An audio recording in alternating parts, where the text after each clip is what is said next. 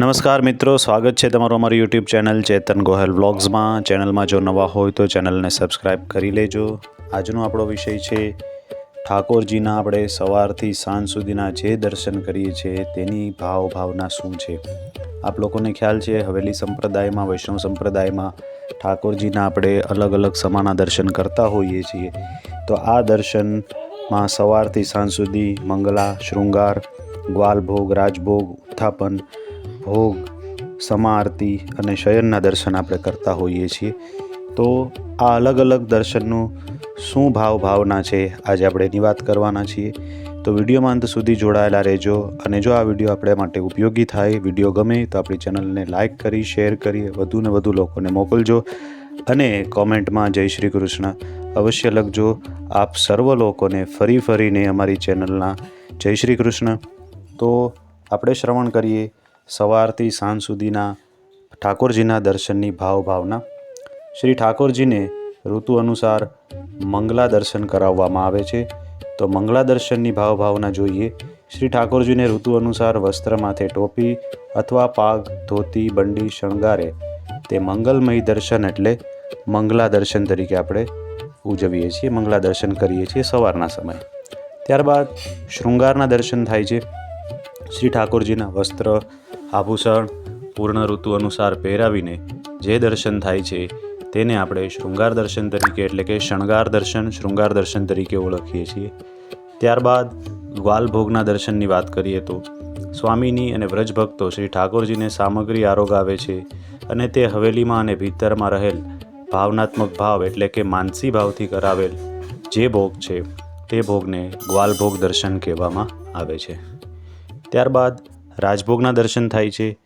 ઋતુ અનુસાર હર હંમેશ નૂતન સામગ્રી શ્રી ઠાકોરજીને ધરાવવામાં આવે છે અને શ્રી ઠાકોરજી રાજભોગના દર્શનમાં અતિરેક પ્રસન્નતાપૂર્વક બિરાજે છે અને શ્રી ઠાકોરજી પ્રસન્નતાથી પોતાની અને ભક્તોને દર્શન આપે તે દર્શનને આપણે રાજભોગ દર્શન કહીએ છીએ।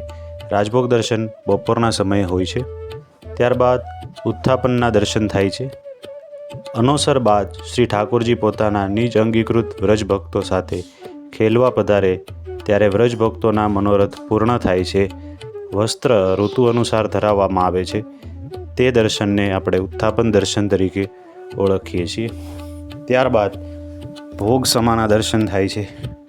સૂર્યાસ્ત થવાથી ભાવનાત્મક ભાવનાના ભોગ એટલે ભોગ સમાના દર્શન એને કહેવામાં આવે છે। ત્યારબાદ ઠાકોરજીની ભોગ આરતી આવે છે।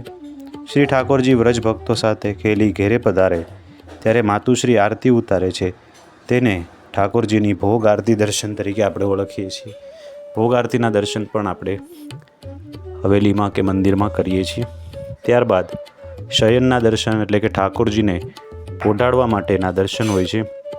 શ્રી ઠાકોરજી પોઢવા પધારેલ હોવાથી વૈષ્ણવો પોઢવાના તથા આશ્રયના પદ ફક્ત પેટી, સારંગી, મધુર સુરે એટલે કે ધીમેથી માઇક વગર વગાડવામાં આવે છે અને પખાજ, તબલા, ઝાંઝ વગાડવામાં આવતા નથી। તે ભીતરમાં થનાર દર્શન તે શયન દર્શન તરીકે ઓળખવામાં આવે છે।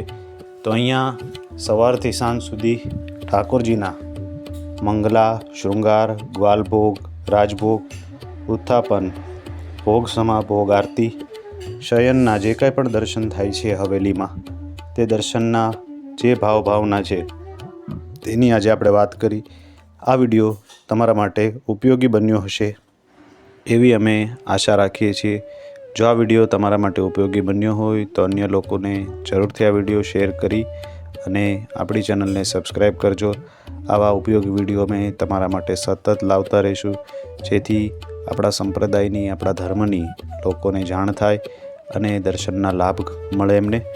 તો ફરી મળીશું કોઈ નવા વિડીયો સાથે, ત્યાં સુધી અમને રજા આપશો। કોઈ આમાં દોષ રહી ગયો હોય તો અમને માફ કરશો। ત્યાં સુધી આપ સર્વ લોકોને અમારી ચેનલના જય શ્રી કૃષ્ણ।